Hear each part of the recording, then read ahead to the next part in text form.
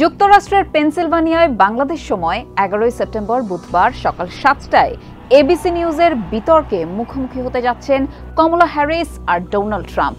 গত বিতর্কে ডেমোক্র্যাট শিবিরের বিশাল ধসের পর এবারে কোটি কোটি দর্শক শ্রোতার মনোযোগের কেন্দ্রবিন্দুতে আছে এই বিতর্ক। বিতর্কের মঞ্চে কমলা কি আদৌ তার প্রতিদ্বন্দ্বী ট্রাম্পকে ঘায়েল করতে পারবেন, নাকি প্রতিদ্বন্দ্বীর আক্রমণাত্মক বক্তব্যে নিজেই ধরাশায়ী হবেন? এই নিয়ে চলছে আলোচনা। রিপাবলিকান সমর্থকেরা বলছেন মঞ্চে কথা বলতে পারবেন না কমলা। অন্যদিকে ডেমোক্র্যাট সমর্থকরা বলছেন কমলার প্রস্তুতি যথেষ্টই ভালো।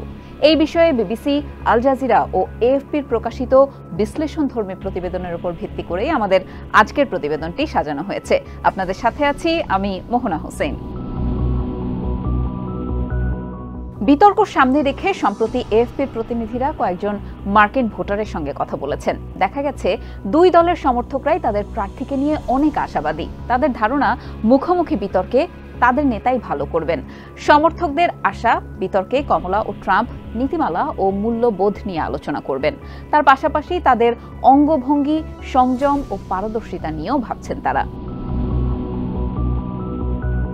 পেনসিলভানিয়ায় সম্প্রতি ট্রাম্পের একটি সমাবেশে যোগ দিয়েছিলেন 73 বছর বয়সী অবসরপ্রাপ্ত কর্মকর্তা ফ্লো এবারহার্ট। এবারহার্ট মনে করেন যা কিছু চলছে কমলা হ্যারিস মূলত তার কোনো কিছুই জানেন না, তিনি কথাই বলতে পারবেন না। এখানে জানিয়ে রাখা ভালো, বর্তমান ভাইস প্রেসিডেন্ট কমলা একসময় ক্যালিফোর্নিয়ার অ্যাটর্নি জেনারেল ও মার্কিন সিনেটর ছিলেন। তিনিও একজন পাকা বিতার্কিক। গত 4 বছরে এই ধরনের বড় আয়োজনে অংশ নেওয়ার অভিজ্ঞতা যদিও তার নেই, তবে 2020 সালের প্রেসিডেন্ট প্রার্থী হিসেবে মনোনয়নের দৌড়ে থাকার সময় প্রতিদ্বন্দ্বীকে ঘায়েল করার ক্ষমতার জন্য তিনি প্রশংসিত হয়েছিলেন, এই কথা ভুলে যাওয়া যাবে না। ওই সময় প্রার্থিতা পাওয়ার দৌড়ে বর্তমান প্রেসিডেন্ট জো বাইডেনও তার প্রতিদ্বন্দ্বী ছিলেন। তাকে নিয়েও তখন আক্রমণাত্মক বক্তব্য দিয়েছিলেন তিনি। বিতর্কে ট্রাম্পের অবস্থা কেমন হতে পারে এই প্রসঙ্গে এবারহার্ট বলেন, তিনি একেবারে ঠিকঠাকই থাকবেন। এমন একটি বিষয় নেই যেটা সম্পর্কে ট্রাম্প জানেন না।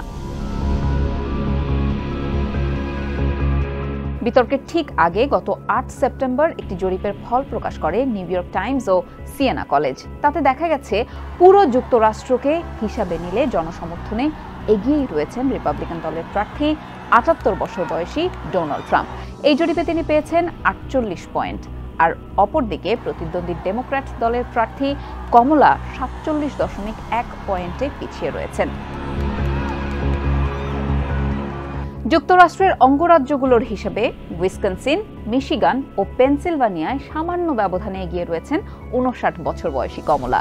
আর নির্বাচনের ফল যে কোনো পক্ষে যেতে পারে এমন দোদুল্যমান 4টি রাজ্য নেভাডা, জর্জিয়া, নর্থ ক্যারোলাইনা ও অ্যারিজোনায় দুইজনের অবস্থায় সমান সমান। নির্বাচনের জয় পরাজয়ের হিসাবে বড় ভূমিকা রাখে এই দোদুল্যমান অঙ্গরাজ্যগুলো। সেদিনই আরেকটি জরিপ প্রকাশ করেছে সিবিএস ও ইউগভ। এতে দোদুল্যমান অঙ্গরাজ্যগুলোয় ট্রাম্প কমলার তুমুল লড়াইয়ের একটা ইঙ্গিত পাওয়া গেছে। এই জরিপ অনুযায়ী মিশিগানে 50% সমর্থন পেয়ে কমলা, 1% কম পেয়ে ট্রাম্প।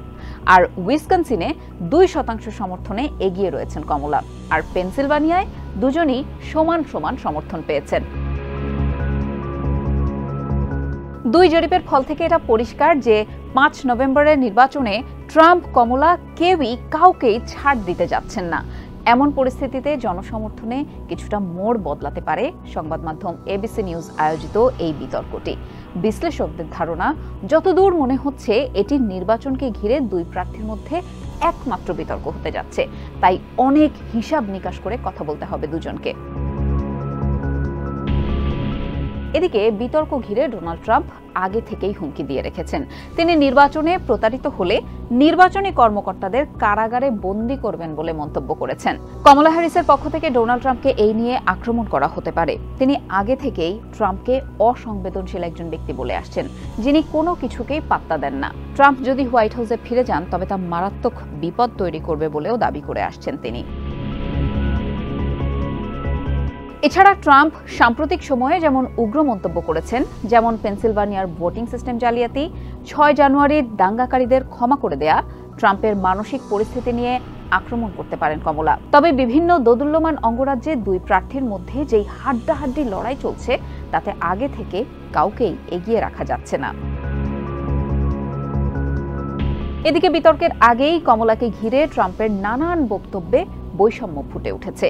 নির্বাচনী সমাবেশে দেওয়া বিভিন্ন বক্তব্যে তিনি বারবার কমলার নাম ভুলভাবে উচ্চারণ করেছেন, তাকে উন্মাদ এবং মার্ক্সবাদী বলেও ডেকেছেন। বিশ্লেষকরা বলছেন এক্ষেত্রে বেশি সাবধান থাকতে হবে ট্রাম্পকেই, কারণ বিতর্কে তার অপমান অপদস্থ করে কথা বলার একটা প্রবণতা রয়েছে। তার উপর আবার এই বিতর্কে তার প্রতিপক্ষ একজন কৃষ্ণাঙ্গ নারী। অন্যদিকে কমলার জন্য এটি মানুষের আরও কাছে পৌঁছানোর সুযোগ। তবে ট্রাম্পকে সামলানোর দিকেও নজর দিতে হবে কমলাকে, কারণ গত বিতর্কে দেখা গেছে ট্রাম্পের মিথ্যা বক্তব্য এবং কথার জোরে কোণঠাসা হয়ে পড়ছিলেন প্রেসিডেন্ট জো বাইডেন।